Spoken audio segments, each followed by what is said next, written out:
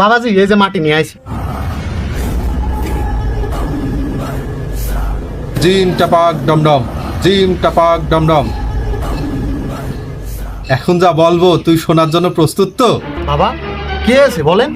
তোর দুটো ছেলে, তাও তোর না, আর তোর মেয়ে কলেজের নাম করে প্রতিদিন পার্কে যায়, আর তোর বউ পাড়া প্রতিবেশী দ্বারা প্রেগনেন্ট।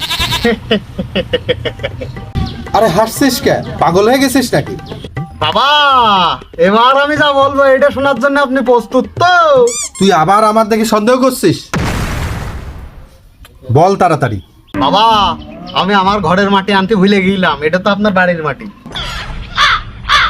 रे तो